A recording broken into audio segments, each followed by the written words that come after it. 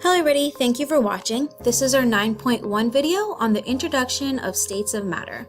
In this unit, states of matter, we're going to talk about solid, liquid, and gases. In this video, we're going to talk about some basic background knowledge needed to understand the states of matter.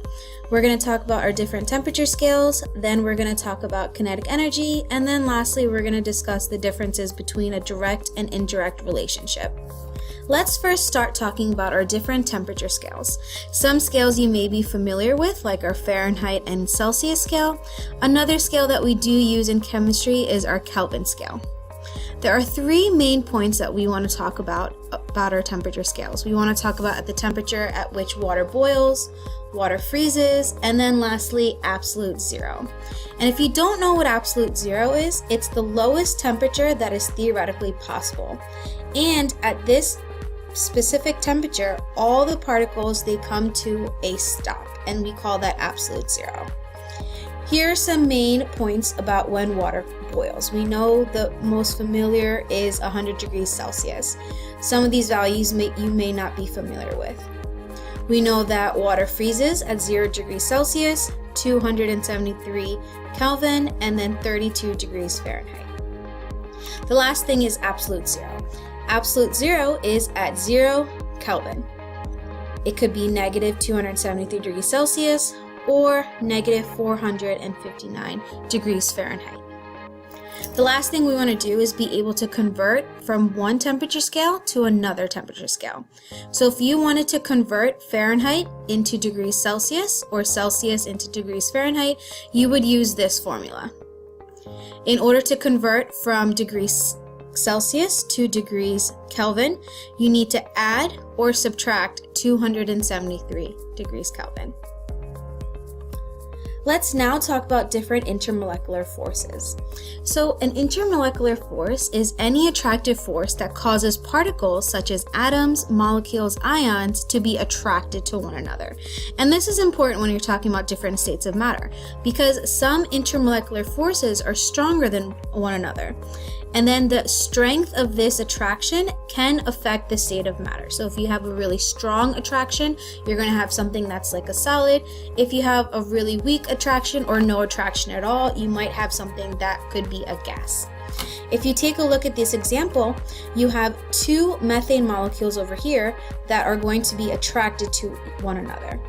Over here, we have two water molecules. Water molecules undergo hydrogen bonding, and usually those bonds are super strong.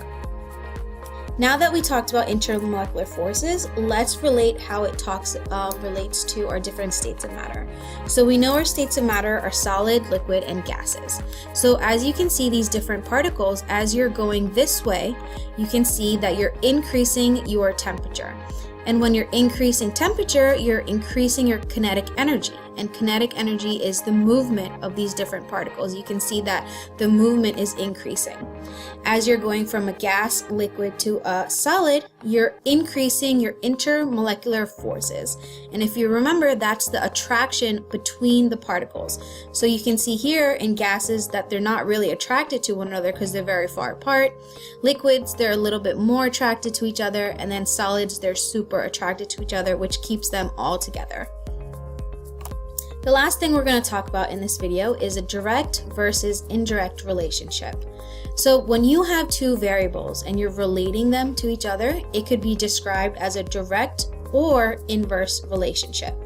When you have a direct relationship, that exists when you increase one of the variables and that causes the other variable to also increase. What if you decrease one of the variables? When you decrease one of the variables, the other variable will also decrease. So you can see that is an example of a direct relationship. The inverse relationship is kind of like what it sounds. It's inverse. So if you're increasing one variable, the other variable is going to do the opposite. It's going to decrease. Or if you decrease one variable, it's going to cause the other variable to increase. It's doing the opposite. So that's the difference between a direct and inverse relationship. Let's take a look at some graphs that represent direct and indirect relationships. So you can see in a direct relationship, both variables are going up at the same time. And you can see that in all these different graphs over here. And then an inverse relationship is when one variable is going up, the other one is going down. And these are all different representations of this type of relationship. Lastly, let's talk about kinetic energy. We mentioned this already. The energy that is due to a motion of any type of particle is called kinetic energy. So if you have an object that's moving super fast, you have more kinetic energy. If you have an object or particles that are moving super slow, you have less kinetic energy. And the good thing is that particles, like our atoms and molecules, they're super tiny, but they still follow these specific rules. So if our particles are moving fast, we can say it has a lot of kinetic energy. And if our particles are moving very slowly, we can say it has very less kinetic energy. And that concludes our video for today. So here are some main objectives that we talked about in this video. Thank you for watching.